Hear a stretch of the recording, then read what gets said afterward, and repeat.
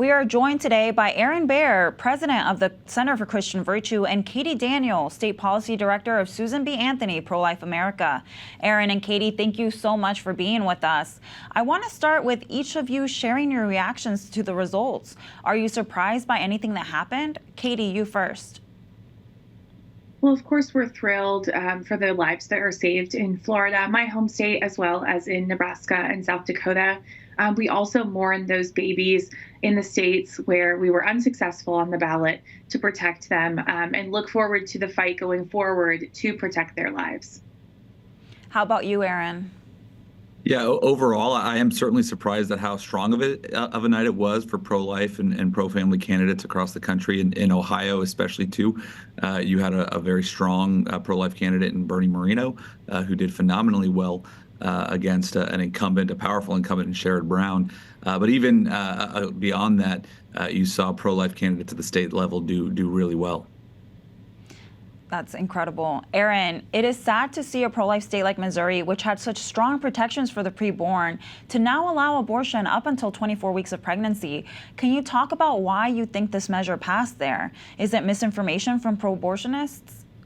You know, there's a lot of different factors that go into why these abortion amendments are passing in states like Ohio and Missouri and Arizona. I think you can't ignore the massive financial advantage that the left has on these issues. I mean, the numbers that they're throwing around is just astronomical.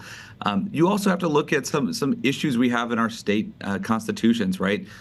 Florida was able to successfully beat their abortion amendment because they had wise policy in place. You know, this is one of these things that pro-lifers, we need to not just look at the issue of what our policy is regarding abortion, but also look at our policies and procedures in place, like protecting our constitutions with thresholds like 60%.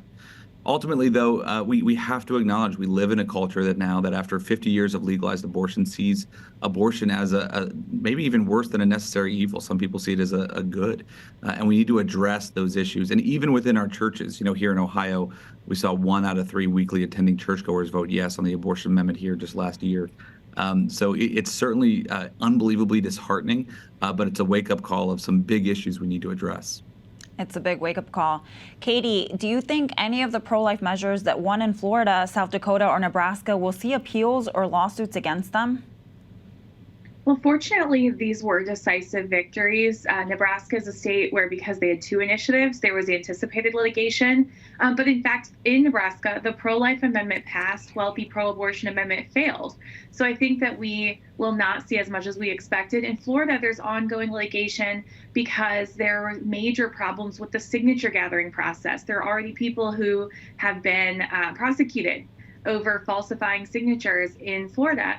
So I think we'll see that continue because, as Aaron said, this is a major election integrity issue, and voters deserve honesty and transparency around getting to the ballot and around that process. It's so true. Aaron, Amarillo, Texas sought to ban abortion travel in their city this election. That measure failed. What is the path towards more successful pro-life measures? Is it providing a lesser of 2 evils option like what happened in Nebraska? Or do you think it's going down to the city level, which proved unsuccessful for Amarillo? You know, I think right now for the pro-life movement, I think all options need to stay on the table, right? There's not a silver bullet on all of these things that are going to address these issues. I love the concept that they brought forward in Amarillo, and I think we shouldn't necessarily dismiss this now just because it failed. I think there's other things that can still be done. You know, I think that unfortunately in states like Ohio, we're going to see a lot of women get hurt by the abortion industry now, by them shipping abortion pills over the counter, things like that.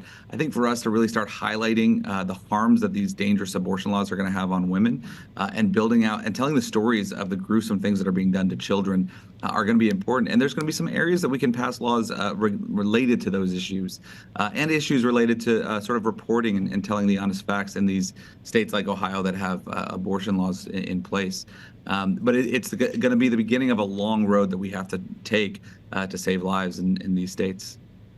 Yeah. Katie, President-elect Donald Trump will take office in January. What do you think pro-lifers can expect to see from this administration? And with the Senate in hand, do you think there will be a federal abortion ban? We're optimistic that President Trump will come into office and undo some of the really terrible actions that were taken through the executive branch by President Biden and Vice President Harris. Defeating Harris-Walz extremism on abortion was huge. It's clear that the American people repudiated it. This was the only issue that the National Democrats ran on, literally the only one. It was their top spending issue in their ads, and the American people rejected it. So I think there's a real opportunity to fight back against all the bad pro-abortion things that they've been doing, including trying to spend taxpayer dollars on abortion, and go back to being a pro-life administration like Trump's first term. As far as what Congress might do, we're celebrating the win. We look forward to speaking to some of these new members of Congress about their priorities, about what animates them. But at the end of the day, there are still hundreds of thousands of babies in states where they are not protected. And so we've got to continue at the state and federal level to look at all of our options to protect their lives. Thank you both so much for sharing your perspectives.